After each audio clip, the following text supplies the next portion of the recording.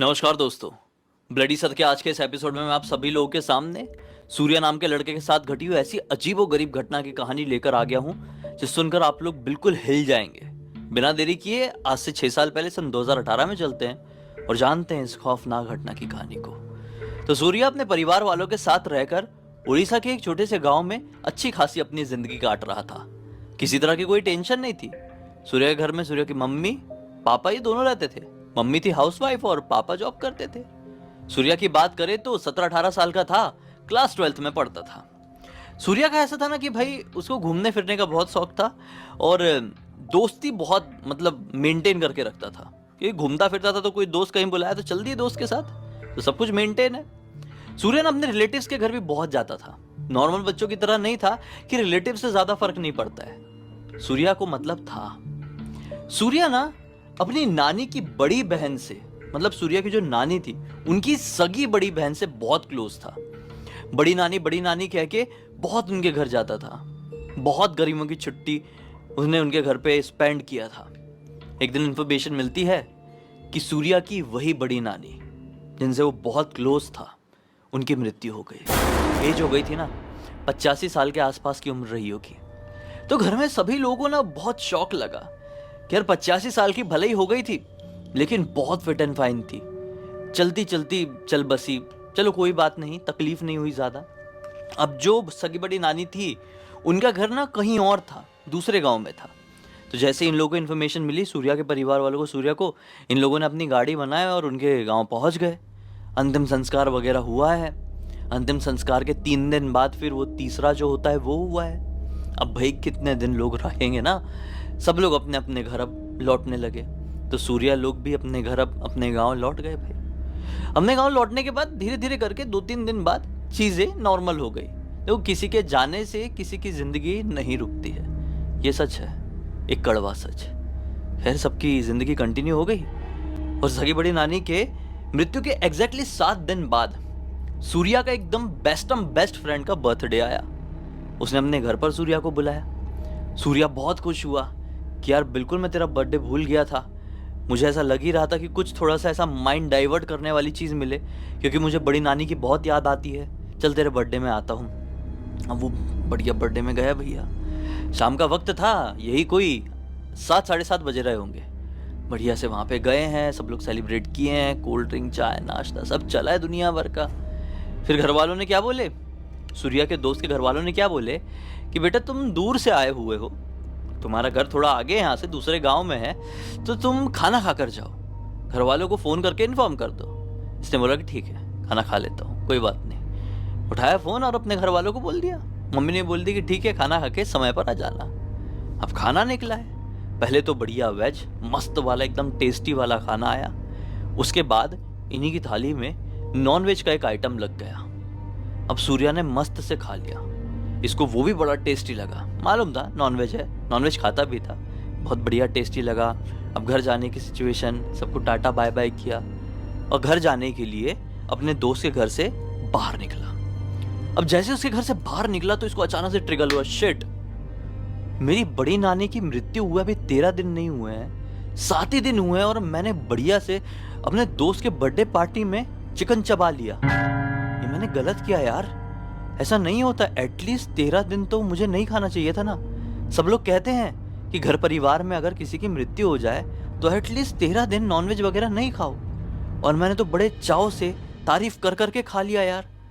अच्छा नहीं लग रहा है, अभी क्या कर सकते हैं, खा लिया तो खा लिया।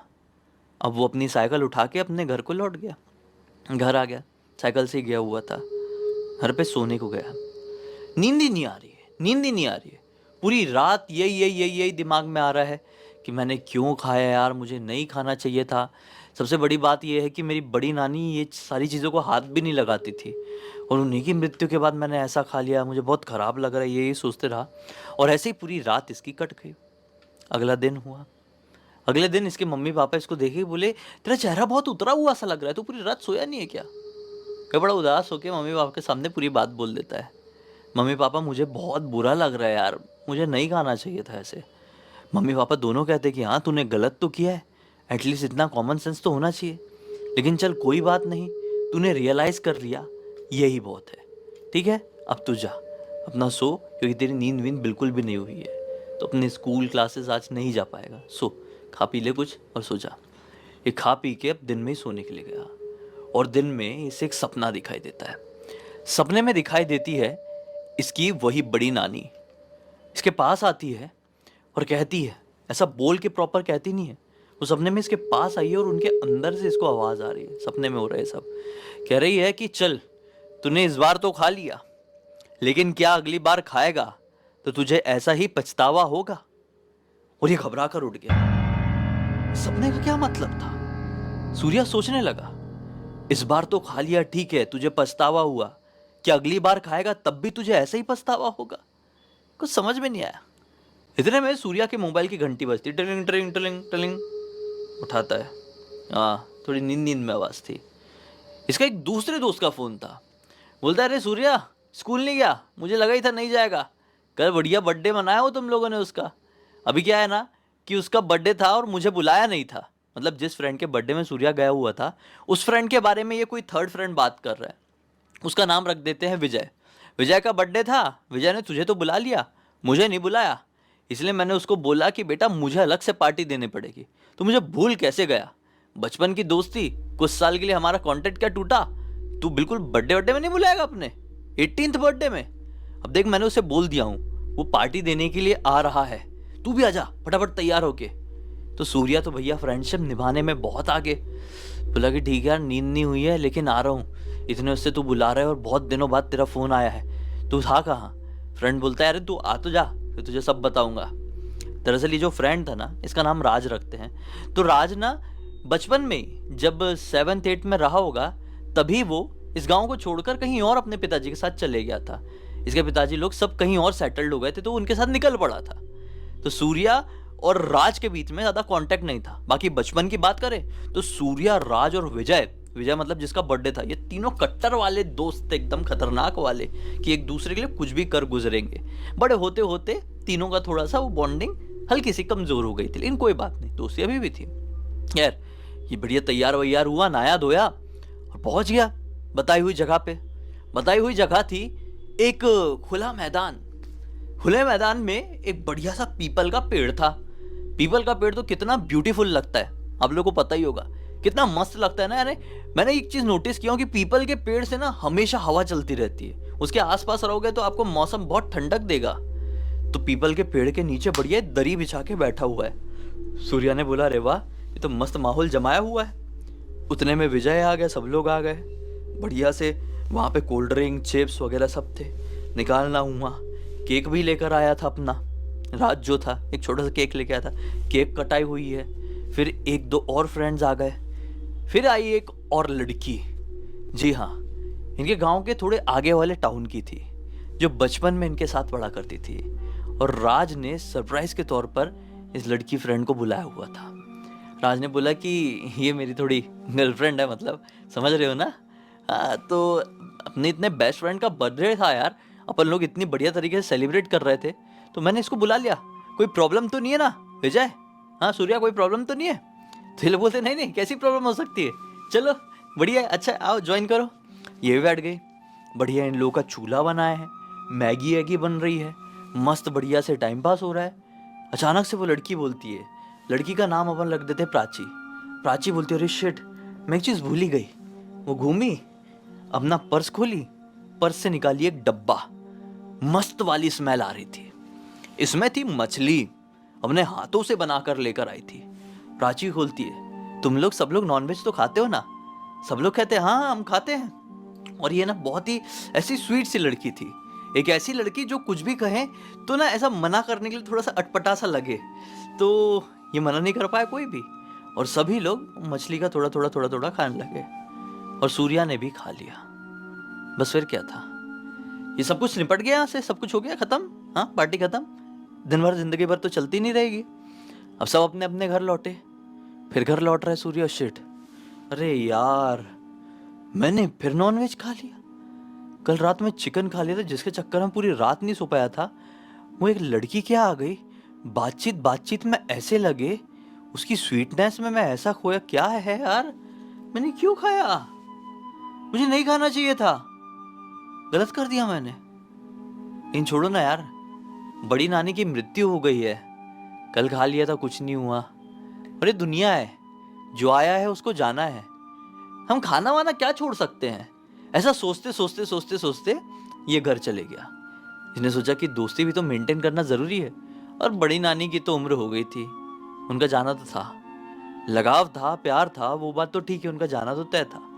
अब जिंदगी भर तो ऐसा खाना वाना छोड़ना तो कैसे पॉसिबल होगा। ये घर पहुंचा है, रात हुई, बढ़िया सोया। आज रात में फिर से इसको बड़ी नानी सपने में दिखाई दी है, और अपने थोड़े खतरनाक फॉर्म में, गुस्से में है। इसे कमरे में चलकर आई है, अजीब तरीके से चल रही है सपने में, वो भी ऐसे अपने कदम आगे नहीं बढ़ाती है, वो ऐसे एकदम ऐसा लगता है कि ट्रॉली के साथ ऐसे आगे बढ़ रही है, गुस्से में दिख रही है, और फिर से कुछ बोल नहीं रही है, उनके अंदर से आवाज आ रही है, कम से कम 13 दिन तो रुक गया होता, तुझसे सवाल की थी तो जवाब नहीं दे पाया, लगा समझ जाएगा, 13 दिन नहीं रुक सका तू मेरे लिए, अब तूने गलती कर दिया है, ये बहुत बड़ी गलती है जिसके लिए तुझे पछतावा होना चाहिए, जो तुझे नहीं हो रहा है।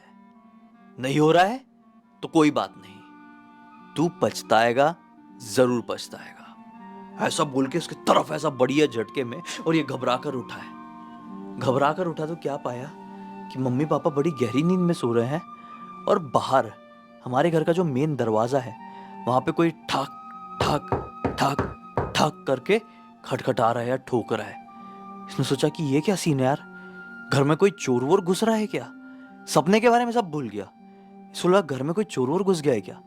पापा मम्मी को उठाने से पहले मैं जाकर देखता हूँ, घर पे एक डंडा रखा हुआ था, वो लठ या डंडा कह लो, वो उठाकर अपने घर के दरवाजे के बाहर बढ़ा है। जैसी दरवाजा खोला, बाहर कोई भी नहीं, दूर दूर तक कोई नहीं। इसने बोला ये कैसे हो सकता है, मेरा वहम रहा होगा। बोला छोड़ो जाने दो। दरवाजा बंद किया, पलटा है, एक ठंडी हवा का झोंका जो, बस इतना ही था जो अब तक इसको याद था। कट टू 2 महीने बाद, घर के सारे लोग परेशान हैं, चिंता में हैं, सूर्या कहां चले गया, किस अवस्था में है। कुछ लोग कह रहे हैं कि सूर्या अब इस दुनिया में नहीं रहा, तो कुछ लोग कह रहे हैं कि सूर्या घर से भाग गया है, कुछ लोग कह रहे हैं कोई लड़की का चक्कर है, लड़की लेके भागा है। जितने मुंह उतनी बातें, लेकिन घर वालों का तो अलग रहेगा ना भाई। घर वालों को तो चिंता कि हमारा बेटे को क्या हो गया। अचानक से पड़ोस की एक आंटी इनके पास आती है, सूर्या के मम्मी पापा के पास। अरे बहन जी सुनिए ना, आपका बेटा सूर्या, उसके बारे में मुझे कुछ पता चला है। मेरे भाई दरअसल एक बीमा कंपनी में काम करते हैं, वो किसी के घर गए हुए थे, तो उन्होंने देखा कि वहां पे कोई तो भी एक लड़का है जिसको वहां पे बांध के रखा गया है, और उन्होंने बोले कि वो सूर्या जैसा दिखता है। एक बार वो आए थे मेरे घर पे, शायद उस समय सूर्या को उन्होंने देखे थे, वो ऐसा बोल रहे थे। तो एकदम घबरा गई सूर्या की मम्मी। 2 महीने बाद सूर्या की ऐसी खबर मिली है। मैक्सिमम कंडीशन में तो ये लोग मान चुके थे कि सूर्या अब इस दुनिया में नहीं रहा है, क्योंकि सूर्या भागने भूगने वालों में से नहीं था। ये तुरंत ही बोले कि अपने भैया से बात करवाओ। फोन लगाया गया, भैया ने बोले कि हाँ मैंने यहाँ पर देखा हूँ। जो पड़ोसी आंटी थे उनके भैया ने इन लोगों को, सूर्या के मम्मी पापा को, उस घर तक लेकर गए जहां पर उन्होंने कोई बंधे हुए लड़के को देखे थे। जैसे ये लोग वहां पर पहुंचे तो क्या पाए कि सूर्या एकदम बिल्कुल पागलों वाली अवस्था में, जंजीरों में उनके घर पर बंधा हुआ है, एक कमरे पर उसको रखे हुए, और बहुत बुरी तरीके से चिल्लाता है, चीखता है, और सिर्फ घास फूस जो है, घास है ना, वही खा रहा है। इन लोगों को समझ में नहीं आया, बोले हमारी बेटे की ये क्या अवस्था हो गई है, पत्तियां खा रहा है, घास फूस खा रहा है। तो जिनके घर पे सूर्या था अभी, उन लोगों ने बताया कि दरअसल रात के समय हम लोग एक बारात से लौट रहे थे अपनी 4 व्हीलर से, और हमें ये बीच रास्ते में मिला था, मतलब बिल्कुल बेहोशी की हालत में। हमें लगा कि जिंदा है कि नहीं, लेकिन हमने बाहर उतर कर देखी, उसकी नब्ज चेक की तो नब्ज चल रही थी। फिर हम इसको नज़दीकी अस्पताल में लेकर गए। अस्पताल में लेकर गए तो उन्होंने बताया कि सब कुछ ठीक है। जब प्रॉपर होश में आया तो ऐसे पागलों जैसे हरकतें कर रहा था। फिर हमने इसको घर पे लाकर खाना दिए हैं, तो खाना वाना भी नहीं खा रहा था। हमको बिल्कुल भी कुछ भी समझ में नहीं आया। हम लोगों ने सोचे कि पुलिस को इन्फॉर्म करते हैं, लेकिन फिर अगला सवाल मन में ये आया कि पुलिस को क्या ही इन्फॉर्म करेंगे, हमारा बेटा खुद पुलिस में है, कुछ पता चल जाएगा तो अपने आप बता देगा। तब तक ये लड़का हमारे साथ रह लेगा। तब से हमारे साथ है। खाना वाना नहीं खाता था, सिर्फ घास खाता। घर के बाहर निकल के जो जमीन में घास लगी हुई थी उसको ऐसा उखाड़ उखाड़ के मुंह से खाने लगा था। तो हम लोग इसको घास और पत्तियां ही देने लगे, खाने वाली, कुछ ऐसी वैसी वाली नहीं कि जिसको खाने से कुछ नुकसान हो जाए। लेकिन रात होती तो ये जोर जोर से चिल्लाने लगता कि कोई चिकन नहीं खाएगा, कोई नॉनवेज नहीं खाएगा, कोई अलग चीजें नहीं खाएगा, सब पत्तियां खाएंगे, सब घास खाएंगे। ऐसा ऐसा चिल्लाने लगता और चीजें उठा उठा के फेंकने लगता, तोड़ने लगता। इसको मार डालूंगी, इसको छोड़ूंगी नहीं, ऐसा बोल बोल के। तो हम लोग इसको बांध के ही रखना शुरू कर दिए। क्या कर सकते हैं, इलाज भी चल रहा है, ढूंढाई भी चल रही थी इसके घर वालों की, और इसको हम पाल भी रहे थे। तो इसके मम्मी पापा का तो दिमाग फिर गया। बोले हमारे बच्चे के साथ कौन सी फिल्म बन रही है यार। बोले हमारा लड़का है, आप छोड़िए। हम बेटा जो था, जिनके घर पे अपना सूर्या था, उनका बेटा खुद पुलिस में था। तो सारी बातें हुई और फिर सूर्या को फाइनली छुड़ाया गया। और फिर वही आंटी, मतलब वही पड़ोसी औरत जिसके थ्रू सूर्या का पता चला था, जिसके भाई के थ्रू, वही पड़ोसी औरत ने बोली कि मैं समझ गई हूँ, इसको कुछ बाहरी हवा लगी हुई है, इलाज विलाज से कुछ नहीं होगा, आप तांत्रिक बाबा के पास ले चलो। मैं एक बाबा के बारे में जानती हूँ। इन्होंने ना लिटरली, इस पड़ोसी ने ना बहुत मदद करी। तांत्रिक बाबा के पास लेकर गए, उनके बताए हुए। भैया तांत्रिक बाबा ने 2 मंत्र पढ़े हैं लिटरली, और थी थोड़ी भभूत, वो उठा के ऐसा फूके ही हैं। सूर्या ने लिया झटका और बोले मिल गया सबक, मिल गया। मैं बहुत समय से लोगों को समझाना चाह रही थी, लेकिन लोग समझ नहीं रहे थे। ये तो मेरा बच्चा था ना, इसको तो समझना चाहिए था। 13 दिन नहीं रुक पाया, सिर्फ 13 दिन। मैं मरी नहीं, और इसने 2 बार वो खा लिया जिसे मैं हाथ भी नहीं लगा सकती थी। समझना तो चाहिए था, इसी के परिवार की थी। मैं सिर्फ सबक सिखाना चाहती थी, और मैं सिखा रही हूं। अगर तुम लोगों को खुशहाली से जीना है ना, इन लोगों को मम्मी पापा को देख के बोलती है, मतलब अब सुरेश बोल रहा है। आप समझ चुके हैं कि कौन है इनके अंदर, सुरेश के अंदर कौन था उस समय, आप समझ चुके हैं। तुम लोगों को अगर खुशहाली से जीना है ना, तो जिंदगी में कभी भी नॉनवेज को हाथ मत लगाना, वरना कोई अच्छे से नहीं रह पाओगे। सब खत्म हो जाएगा, सब खत्म। ये हाथ छोड़ के, नहीं, हम कभी नॉनवेज नहीं खाएंगे, माफ कीजिए, जीवन में कभी नहीं खाएंगे। ये बच्चा तो आपका ही है ना, आपने हमेशा इससे इतना प्यार करी हो, इसको छोड़ दो। हाँ छोड़ दूंगी, सिर्फ सबक सिखाने आई थी, सिखा रही हूं, सिखा दूंगी। ऐसा बोल के सो गया। सूर्या सो गया। बाबा जी ने बोले कि आप तो जान ही गए कि क्या हुआ क्या नहीं, ये खुद से ठीक हो जाएगा, मुझे कुछ करने की जरूरत नहीं है।